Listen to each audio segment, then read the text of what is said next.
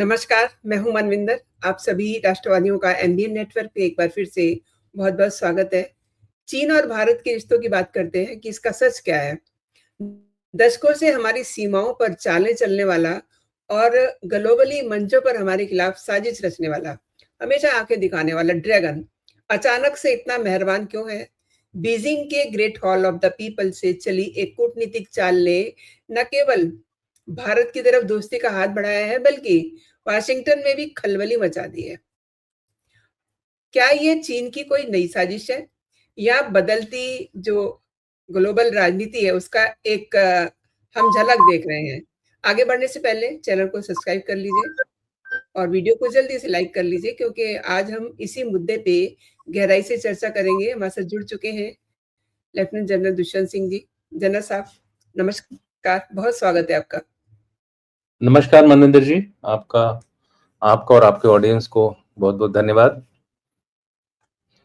General साहब, जो चीन कब तक सीमा पर तनाव की वजह था, तनाव बढ़ा रहा था, अचानक से दोस्ती का ऑफर क्यों दे रहा है? क्योंकि चाइना पाकिस्तान का भी छुपा हुआ दोस्त है, लेकिन रशिया ने भी पाकिस्तान से नजदीकियां बढ़ाई हुई हैं। काफी बुझे हुए सीक्वेंसेस बन रहे हैं। इसके पीछे जो एजेंडा है वो क्या हो सकता है? चीन में भारत के नए राजदूत ने पद संभाला है और उन्होंने तिब्बत का दौरा भी किया है, और इस तनाव के बीच में ये जो पड़ोस में रिश्ते बदल रहे हैं, कैसे देखते हैं सर? देखिए, चाइना हो या रशिया हो या पाकिस्तान हो, दो लेवल पर आपको इनकी आपस की जो रिलेशंस है उसको देखना चाहिए। पहली लेवल है सिक्योरिटी, यानी कि सिक्योरिटी से रिलेटेड जितने भी इश्यूज हैं वो एक अलग लेवल है, और इकोनॉमी और ट्रेड से रिलेटेड जो इश्यूज हैं वो एक अपनी जगह पे है। भारत एक अट्रैक्टिव सोने की चिड़िया दिख रही है चाइना को। तो अब हम बोलेंगे यार हम क्यों क्यों इसको अपनी सोने की चिड़िया का सोने का अंडा उसको दें। तो अभी जो भारत है और पहले का भारत में थोड़ा अंतर है। भारत ने ये डिसाइड किया है कि ठीक है, हम ट्रेड करेंगे चाइना के साथ, उसमें कुछ हमारी शर्तें ज्यादा होंगी, उनकी शर्तें कम होंगी। अब जैसे कि मैं आपको बताऊं, शुरू में जब हम ट्रेड करते थे चाइना के साथ तो फिनिश्ड गुड्स ज्यादा होते थे। आप समझ रही हैं? मतलब बनी बनाई चीजें आ जाती थी। आपने देखा होगा मार्केट में, चाहे वो दिवाली हो, गणपति हो, मतलब गणपति पूजा हो, या फिर अपना वो किसी भी दूसरे धर्म का कोई क्रिसमस हो रहा हो, या क्या बोलते ईद आ रही हो, वो सारे जो इनके जो प्रोडक्ट्स होते थे फिनिश्ड आते थे। अब भारत ने क्या किया, इसके ऊपर एक इम्पोजिशन डाल दी कि आप चाइना से सामान नहीं खरीद सकते, लेकिन रॉ मटेरियल्स पे उन्होंने कोई भी इम्पोजिशन नहीं डाली है। हमने कोई भी रोक नहीं करी है। उसका कारण क्या है? भारत जो है फार्मा का सुपर पावर है। 67% मेडिसिन जो है वो भारत में बनती है दुनिया की, इतनी बड़ी मात्रा में, और किसी भी देश के पास इसका वो नहीं है। लेकिन इसमें एक बड़ी प्रॉब्लम है। प्रॉब्लम ये है कि जो एपीआईज हैं, रॉ मटेरियल्स हैं इसके लिए, वो जो है चाइना से आता है। पहले थे हमारे पास, लेकिन हमने कुछ ऐसी पॉलिसी बनाई कि हमने रॉ मटेरियल्स का प्रोडक्शन बंद कर दिया। उसके बाद रॉ, और थोड़ा उनके पास कैपेबिलिटी ज्यादा थी, हमको उधर से सस्ता मिलता था, तो हम लोगों ने उधर से शुरू कर दिया। अब हमको खुद की अपनी इस कैपेसिटी को डेवलप करने के लिए टाइम लगेगा, तो इसलिए हमने क्या किया है, पार्ट्स खरीदने शुरू कर दिए हैं, छोटे छोटे पार्ट, जिससे कि हम इंटरनली अपने देश में उसको बना सकें। हालांकि इसमें भी कोई सिक्योरिटी ज्यादा नहीं है, क्योंकि जो पार्ट हम खरीद रहे हैं उसमें भी ये लोग चिप्स लगा के बैकडोर एंट्री करके हमारे सिस्टम में घुस सकते हैं। लेकिन एज ऑफ नाउ, क्योंकि हमारे पास वो कैपेबिलिटी नहीं है, इसलिए हमको चाइना के साथ वो ट्रेड करनी पड़ रही है। चाइना इसका फायदा उठा रहा है, और हमने जो पोजीशन अख्तियार की थी, हमने कहा था कि बॉर्डर इशू रिजॉल्व होने के पहले हम कोई आपके साथ बातचीत नहीं करेंगे। तो उसके ऊपर उन्होंने थोड़ी अपनी एक कंसेशन दिखाई है कि ठीक है, हम लोग बॉर्डर इशू के ऊपर दोबारा बातचीत शुरू कर सकते हैं। तो ये एक मैं कहूँगा कि 2 देशों के बीच में ये जानते हुए कि दोनों ही एक दूसरे को ट्रस्ट नहीं करते हैं, भारत तो बिल्कुल ही नहीं कर रहा है आजकल। वो हिंदी चीनी वाला जो हिसाब किताब था वो इतनी गहरी चोट है कि मतलब आज की जनरेशन को, जेन ज़ी को भी पता है कि हिंदी चीनी भाई-भाई से हमारा क्या हाल हुआ। तो कहने का मतलब ये है कि भारत ट्रस्ट डेफिसिट होते हुए भी फूँक-फूँक के अपनी रिलेशंस चाइना के साथ इसलिए कर रहा है कि इकोनॉमिकली हमारे पास अभी कुछ ऑप्शन नहीं है, और दूसरा ये है कि हम अपनी ट्रेड को बढ़ाना चाहते हैं। चाइना हमारा लार्जेस्ट ट्रेडिंग पार्टनर है, मोस्ट ऑफ द टाइम वो हमारा लार्जेस्ट ट्रेडिंग पार्टनर है। अगर वो निकल जाएगा तो हमारी इकोनॉमिक ग्रोथ को भी असर पड़ेगा।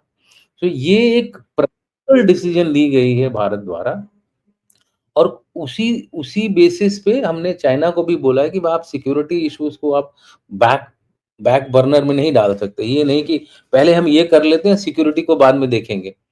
ऐसे काम नहीं चलता। तो हमने भी सिक्योरिटी को फ्रंट पे डाला है। सो एक एक तरह से देखिए, दोनों तरफ से एक रियलिस्टिक पॉलिसी फॉलो हो रही है। यानी कि फूँक-फूँक के काम किया जा रहा है ताकि हमको धोखा ना हो। क्योंकि लड़ाई इस समय हम नहीं चाहते हैं चाइना के साथ, क्योंकि हमारा जो मकसद है, मैं बार-बार बोलता हूँ लोगों को कि लड़ाई करके आप विकसित भारत 2047 नहीं बना सकते हैं। लड़ाई करने की क्षमता बढ़ा के ज़रूर कर सकते हैं। क्योंकि अगर आपकी क्षमता बढ़ती है, स्ट्रॉन्ग होती है, रेज़िलिएंट होती है, ताकतवर होती है, तो दुश्मन को भी पता चलता है कि यार अगर लड़ाई कर ली हमने, तो फिर गड़बड़ होगी। अभी देखिए, अग्नि 6 का परीक्षण किया जा रहा है। क्यों कर रहे हैं हम ये? कुछ दिनों में शायद हो जाएगा इसका परीक्षण। तो हम इसलिए कर रहे हैं, ये किसके खिलाफ है? हमारी जितनी भी तैयारी जो हो रही है, हमारी जो भारत की मिलिट्री क्षेत्र में, चाइना को ध्यान में रखते हुए हो रही है। तो वो तो शरेआम जग ज़ाहिर है ना। अगर उसने एसैट बनाया तो 1 साल के अंदर हमने भी एसैट का परीक्षण कर दिया। तो जो भी काबिलियत उधर से हो रही है, उ उसने ज़ी जिनपिंग ने वो बोला है कि हमारे लिए मिनिमम 1000 न्यूक्लियर आर्सेनल चाहिए, तभी हम सिक्योर फ़ील करेंगे, क्योंकि वो अमेरिका को देख रहा है। तो हमने भी बोला है ठीक है भाई, हम भी अपना न्यूक्लियर आर्सेनल बढ़ाएँगे, न्यूक्लियर वॉरहेड्स बढ़ाएँगे, जब तक कि हमें ये यकीन नहीं हो जाता है कि हम चाइना को एक अच्छा तगड़ा तमाचा दे सकते हैं, अगर वो हमारे ऊपर न्यूक्लियर एक्शन लेने की कोशिश करता है। सो हमने भी आपने सिपरी की रिपोर्ट आई है जिसमें देखा होगा कि भारत ने भी अपनी जो न्यूक्लियर आर्सेनल, पहले पाकिस्तान से पीछे हो गया था क्योंकि भारत सोच रहा था कि इनसे हमारा काम चल जाएगा। बट लेकिन जब देखा कि भाई चाइना अपने साइलोज़ बना रहा है, अंडरग्राउंड शेल्टर्स बना रहा है, बैलिस्टिक मिसाइल्स के लिए शेल्टर बना रहा है जिसपे कि न्यूक्लियर वॉरहेड वगैरह लगा सकते हैं। ट्रायड है उसके पास, सबमरीन्स के ऊपर वो अपना न्यूक्लियर सिस्टम्स ऑपरेशनलाइज कर रहा है। उसके पास काफ़ी न्यूक्लियर हथियार हैं जो कि ऑपरेशनलाइज्ड मोड में है, यानी कि तुरंत फायर हो सकता है। तो भारत ने भी कर दिया है, भारत ने करीबन 12 वॉरहेड जो है वो ऑपरेशनलाइज कर दी है। क्यों किया है? क्योंकि भारत की पॉलिसी है सेकंड स्ट्राइक, यानी कि नो फर्स्ट यूज़। हम पहले न्यूक्लियर हथियार नहीं इस्तेमाल करेंगे। लेकिन पहले न्यूक्लियर हथियार नहीं इस्तेमाल करने का मतलब है, हमको अपना जो हमारी खुद की काबिलियत है न्यूक्लियर स्ट्राइक की, उसको बचाना पड़ेगा, और उसको बचाते हुए जल्द से जल्द विदिन मिनट्स हमको रिस्पॉन्ड करना है। रिस्पॉन्ड करने के लिए इसलिए हमने वो 12 जो वॉरहेड्स हैं हमारे, 190 का इस समय फिगर आ रही है सिपरी द्वारा। ये ओपन सोर्स की खबर मैं बता रहा हूँ, बाकी तो मुझे पता नहीं कि एग्ज़ैक्टली कितने हैं, ज़्यादा भी हो सकते हैं, कम भी हो सकते हैं। ठीक है? तो वो 12 जो हैं, वो तुरंत रिस्पॉन्स के लिए तैयार होंगे, और हमें पता है कि 12 में हम चाइना को भी देख सकते हैं, और पाकिस्तान को तो उससे बहुत कम में देख सकते हैं। रशिया और पाकिस्तान की बात भी करेंगे, लेकिन भारत और चीन के बीच जो नज़दीकी मतलब किसी भी तरीके की दिख रही हो, मान लीजिए ऊपर-ऊपर की है, लेकिन इससे अमेरिका बहुत परेशान है। क्या अमेरिका को लगता है कि इंडो पैसिफिक रीजन में उसका दबदबा कम हो जाएगा? हालाँकि आजकल तो वैसे ही जी, काफ़ी डाउन मार्केट चल रही है उनकी, दबदबे के जी, हिसाब से। ऐसा है कि अमेरिका के साथ भारत अमेरिका की भाषा में बातचीत करता है। चाइना के साथ भारत चाइना और भारत वाले जो कॉन्टेक्स्ट हैं, उसके उसके इर्द-गिर्द बात करता है। दोनों के साथ हमारे इश्यूज़ अलग हैं। अमेरिका के साथ हमारा क्या लॉजिस्टिक्स लिमोआ है, क्या बोलते हैं, रिपेयर एमआरओ फैसिलिटीज़ हैं, को-प्रोडक्शन है, को-डेवलपमेंट है, टेक्नोलॉजी ट्रांसफ़र है। बहुत सारी चीज़ें यूएस और भारत की इतनी गहरी हैं डिफेंस में कि अब हम उनको अलग नहीं कर सकते। काफ़ी इन्वेस्टमेंट हो चुका है। चाइना के साथ हमारा कुछ नहीं है ऐसा। चाइना के साथ हमारा क्या है? जो सिक्योरिटी वाला इलाका है वो तो 36 के आंकड़े वाला है। तो सबसे जो महत्वपूर्ण जो रिश्ता होता है, वो सिक्योरिटी वाला होता है, ना कि इकोनॉमी वाला। इकोनॉमी वाला हम बीच में कहीं भी छोड़ सकते हैं। डाइवर्सिफिकेशन हो जाएगा। लेकिन सिक्योरिटी वाले में अगर हम अपने दुश्मन के साथ हाथ नहीं मिला सकते, जिस दिन हम सिक्योरिटी में चाइना के साथ हाथ मिलाएँगे, उस दिन आपको ये चिंता करने की ज़रूरत है कि हाँ भाई, भारत और चाइना जो है वो, क्योंकि चाइना का जो ट्रेडिशनल रिश्ता रहा है वो पाकिस्तान के साथ है। वो बोलता है हिमालय से ऊँचा, सागर से गहरा, चीन और पाकिस्तान का रिश्ता। ये उसका एक तकिया कलाम है। आप समझ रही हैं? तो वो हमको पता है, क्लियर है, हम जानते हैं कि वो चाइना जो है पाकिस्तान का ही साथ देगा। लेकिन अमेरिका के साथ हो सकता है अमेरिका भी पाकिस्तान का साथ दे, कोई बात नहीं है। लेकिन पाकिस्तान में ज़्यादा हथियार चाइना के हैं और भारत में ज़्यादा हथियार रशिया और अमेरिका या वेस्ट के हैं। तो हमको पता है लड़ाई हमें किस हथियारों के साथ करनी है। तो हमारे रिश्ते रशिया से ठीक रहने चाहिए और वेस्टर्न कंट्रीज जो हमारे डिफेंस सप्लायर्स हैं उनके साथ रहनी चाहिए और हम जिन-जिन कंट्रीज को आजकल हथियार दे रहे हैं, उनके साथ होनी चाहिए और हमारा हथियार देने का तरीका थोड़ा अलग है। हम जो दूसरे देशों के साथ ये रिश्ता बना रहे हैं एक्सपोर्ट का, चाहे आर्मेनिया हो गया, चाहे फिलीपींस हो गया, वियतनाम हो गया, इंडोनेशिया हो गया, बहुत सारे देश हैं, कुछ अफ्रीकन देश हैं, जो वहाँ पे भी हम लोग एक्सपोर्ट कर रहे हैं। तो अमेरिका को एक्सपोर्ट करते हैं, आपको पता होना चाहिए। डिफेंस एक्सपोर्ट भारत अमेरिका को भी करता है। तो ऐसा नहीं है कि तो हमारे जो रिश्ते हैं वो एक अलग लेवल पर हैं इनके साथ। बीच में ये चलेगा, वे यूएस ने पाकिस्तान के साथ कुछ कर लिया, ज़्यादा घबराने की ज़रूरत नहीं है। अल्टीमेटली भारत को अपनी लड़ाई खुद लड़नी है, भारत को पता है। बाकी ये सब जो हम कर रहे हैं, अपने आप को तेज, तीखा प्रहार करने की दिशा में जो भी हो सकता है, उसके लिए तैयारी कर रहे हैं। अब उसके लिए किसी से टैक्टिकल दोस्ती बनानी है या टैक्टिकल दुश्मनी बनानी है, वो डे टू डे जो हमारे जो फॉरेन मिनिस्टर्स हैं, डिप्लोमैट्स हैं, मिलिट्री पर्सनल हैं, ये लोग डे टू डे उसके ऊपर एक्शन ले रहे हैं। अब जैसे चाइना पाकिस्तान के बीच में एक अरेंजमेंट है कि पाकिस्तान के ऑफिसर्स वेस्टर्न थिएटर कमांड जो चाइना का है वहां पे रहते हैं और वेस्टर्न थिएटर कमांड के ऑफिसर्स पाकिस्तान में रहते हैं। अब ऐसी हालत में हम चाइना के साथ सिक्योरिटी का क्या हमारा वो होगा, कोई मेल नहीं है। रोज बॉर्डर पे हमारे साथ और उनके साथ कुछ न कुछ बहस चलती रहती है। सो हमको इनसे इन सब चीजों से ज्यादा रीड करने की जरूरत नहीं है।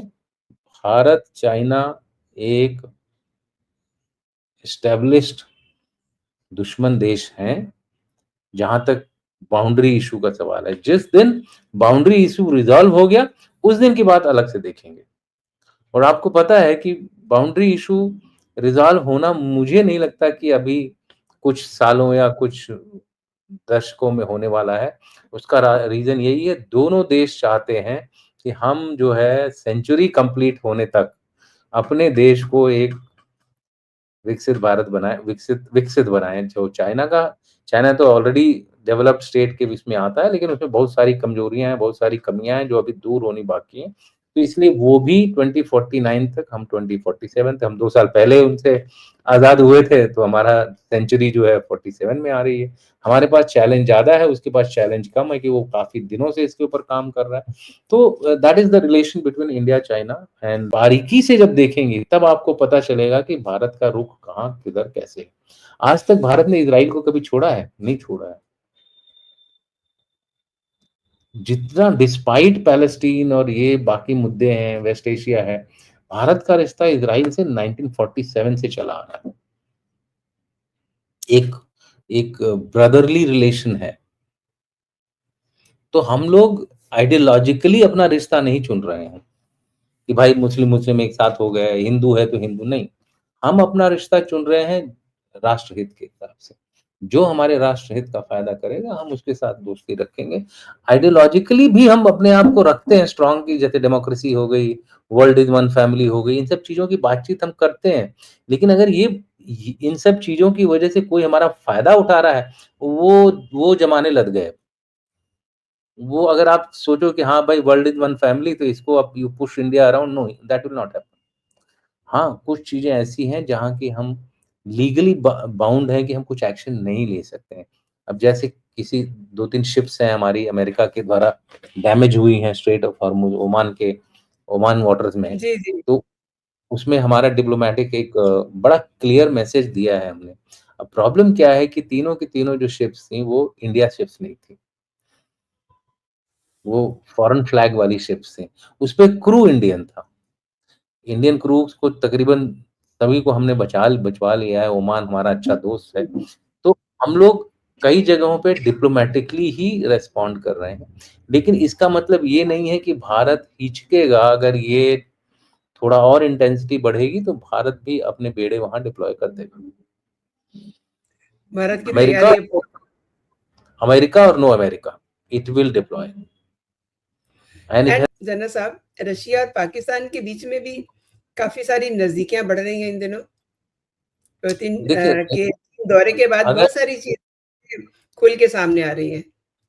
अगर आप सोचते हैं कि रशिया जो है हम 100% इंडिया के साथ रहता है, तो इसमें आप और हम दोनों गलत असेसमेंट कर रहे हैं।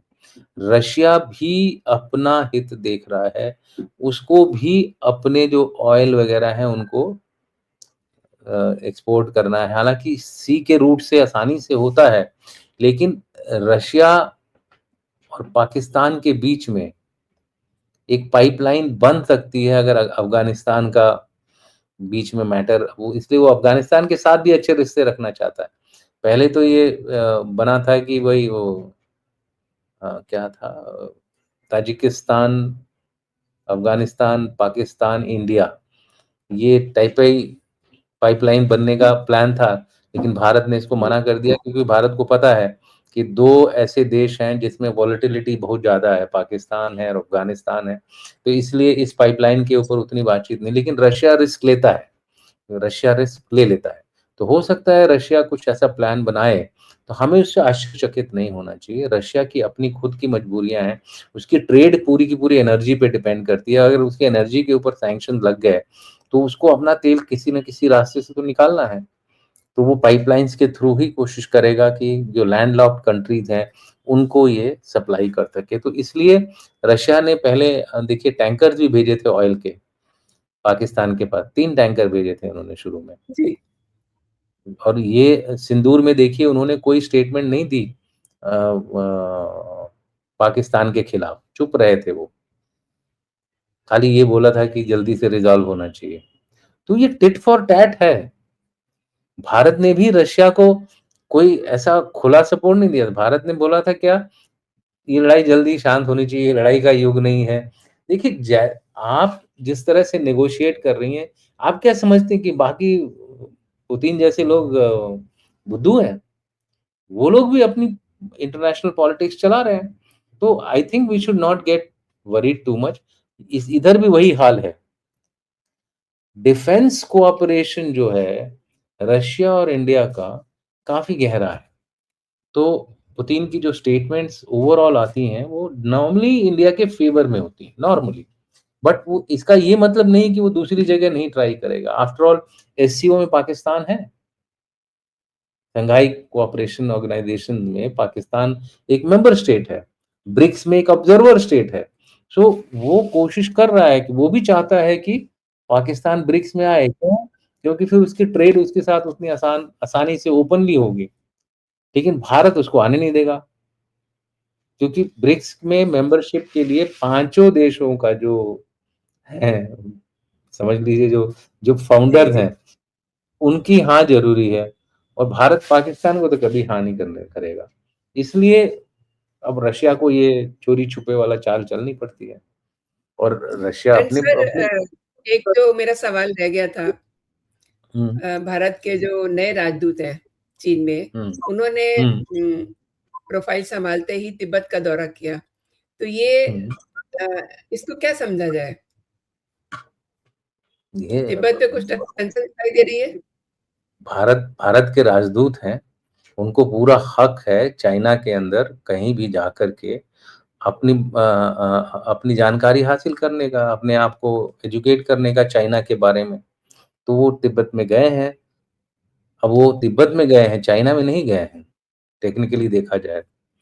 चाइना तो तिब्बत तिब्बत को हथियाए हुए है और जी। भारतीय राजदूत का वहाँ जाना, ये अपने आप में एक सिग्नल है चाइना के लिए कि you dare not stop us. हमें जो लगेगा हम करेंगे, क्योंकि internationally this is an acceptable uh, action और वहाँ गए हैं तो चाइना चाइना ने परमिशन तो दी ही होगी ना। ऑब्वियसली। अब चाइना ने परमिशन इसलिए दी है, मैंने शुरू में ही बताया आपको, उनकी बैंड बजी हुई है, जहाँ तक इकॉनमी का सवाल है। उनको अपनी इकॉनमी को अगर उन्होंने नहीं उठाया, तो ये चाइना जो है 10 साल पहले ही अपने सेंचुरी सेलिब्रेशन के ढहना शुरू हो जाएगा। क्योंकि उसने अपनी मिलिट्री में तकरीबन 4000 लोगों का तो पर्जिंग कर दिया है। उनकी चाइनीज़ मिलिट्री कमीशन है जो कि एक्चुअली लड़ाई का वो करती है, लड़ाई को ओवरऑल संचालन करती है। उसमें कोई है ही नहीं मिलिट्री का आदमी। एक है वो पॉलिटिकल कमिसार जो होते हैं ना, वो पार्टी का आदमी जिसको बोलते हैं। जी, आर्म जी। पीएलए आर्मी में, एयरफोर्स में, नेवी में एक पार्टी का आदमी होता है जो पॉलिटिकल कमिसार होता है। तो एक ब्रिगेडियर साहब अगर कमांडर है तो उसके साथ एक कर्नल साहब होते हैं, वो पॉलिटिकल कमिसार यानी कि पार्टी के रेप होते हैं और वो पार्टी को डायरेक्ट रिपोर्ट करते हैं। तो बस वही 2 रह गए हैं, वो मैंडेटरी है, पार्टी का रूल है, इसलिए उनको उन्होंने सैक नहीं किया, नहीं तो शी जिनपिंग साहब शायद उनको भी सैक कर देते। तो कहने का मतलब है, एक आदमी इतने बड़े देश को नहीं चला सकता। तो उनको भी पता है कि उनकी उनकी रॉकेट फ़ोर्स पूरी तरह से बर्बाद हो चुकी है। उनके जितने भी सीनियर ऑफ़िसर्स हैं, सबको उन्होंने जेल में बंद कर दिया, गायब कर दिया या लीगल केस लगा दिया। मतलब आप समझ लीजिए उनके डिफेंस मिनिस्टर को सैक कर दिया, पुराने वाले की बात कर रहा हूँ मैं। हर एक इम्पोर्टेंट आदमी जो कि चाइना की पीएलए में इन्वॉल्व्ड पीएलए के डे टू डे रनिंग में इन्वॉल्व था, लीडरशिप की बात कर रहा हूँ, सभी को तकरीबन उन्होंने उन्होंने आर्मी थिएटर कमांडर्स तक को पर्च किया है। तो इस तरह के माहौल में वो आर्मी लड़ेगी क्या? उसका तो मोराल जूते में होगा। तो उनको पता है कि उनकी आर्मी का मोराल जूते में है, उनका इकॉनमी की हालत टन-टन गोपाल है, उनका डेमोग्राफिक पॉपुलेशन जो है वो डिक्लाइन पे चल रही है, बच्चे लोग पैदा नहीं करना चाहते हैं। क्योंकि आपको बता दूँ, एक हस्बैंड वाइफ जो यंग है, वो 12 लोगों को पाल रहा है इस समय चाइना में। अब आप पूछेंगे कैसे? हस्बैंड के मदर-फादर, हुँ। हस्बैंड के मदर-फादर के मदर-फादर और हस्बैंड की मदर के मदर-फादर, ठीक है? अब वाइफ के भी उसी तरह से। तो पूरे 12 लोग हो जाते हैं एक बंदे के एक कपल के ऊपर। जी। इसलिए उसके पास मतलब एक तरह से लड़ाई उनको ऑप्शन दिख ही नहीं रहा है। सर्वाइवल कह लीजिए या मैं कहूँगा कि उनके जो पेरेंट्स हैं, ओल्ड एज लोग हैं, वो नहीं चाहते अपने बच्चों को पीएलए में भेजना, आर्मी में भेजने के लिए, एयर फोर्स में भेजने के लिए। सो उनके यहाँ तो सिचुएशन बड़ी खराब है। हाँ, उनकी टेक्नोलॉजी काफ़ी आगे है, टेक्नोलॉजी की वजह से वो लोग हम पे डैमेज कर सकते हैं, लेकिन अब उनकी जो लड़ाई में ये क्लियरली प्रूफ हो गया है कि ह्यूमन रिसोर्स बहुत इम्पोर्टेंट है। चाहे देखिए रशिया यूक्रेन की लड़ाई देख लीजिए, इज़राइल हमास देख लीजिए, इज़राइल लेबनान देख लीजिए, हौतीस को देख लीजिए। हाँ, इराकी रेजिस्टेंस फोर्स को देख लीजिए, ईरान को देख लीजिए। ये उनका जो ह्यूमन रिसोर्स है वो बहुत ही ताकतवर है। सो ह्यूमन रिसोर्स उनका कमज़ोर हो गया। खाली टेक्नोलॉजी लेके क्या करेंगे वो? So China, I am not saying कि चाइना इज़ गॉन और चाइना रिडंडेंट हो गया, नहीं। लेकिन चाइना की जो मैं प्रॉस्पेक्ट्स देख रहा हूँ, वो धीरे-धीरे कमज़ोर पड़ेंगे और भारत का जो एक एडवांटेज है, एवरेज एज जो भारत की बहुत कम है। जेन ज़ी ज़्यादा है, बस हमारे को अपने जेन ज़ी को कंट्रोल में रख के एक भारतीय, क्या बोलते हैं उसको, भारत की बात बतानी है उनको कि above everything is national sovereignty and national security. जो देश अंदर से ताकतवर नहीं है, अपनी सोशल फैब्रिक को सँभाल के नहीं रख सकता, वो देश टूट जाएगा, बिखर जाएगा और फिर दोबारा गुलामी की हालत में आ जाएगा। कोई दूसरा आके हमको आपको कंट्रोल करेगा, जो कि एक अच्छी बात नहीं है। मेरा ये मानना है कि हमारी जेन ज़ी को ये समझना पड़ेगा। बाकी आप प्रोटेस्ट करिए, कुछ चीज़ नहीं मिलती है, गवर्नमेंट को जितना बोलना है, सुनाना है, करिए। गवर्नमेंट धीरे-धीरे कर भी देगी वो। जैसे फार्मर एजिटेशन वगैरह सभी का देख लिया। क्योंकि गवर्नमेंट भी सोचती है कुछ कारणों से कि हमें कुछ एक्शन लेना चाहिए ताकि हमारी इकोनॉमी बढ़े। अगर उसमें कोई कुछ लोगों को गलत लगता है, तो उसको रेज़ कर सकता है, डेमोक्रेसी है हमारा देश डेमोक्रेसी है।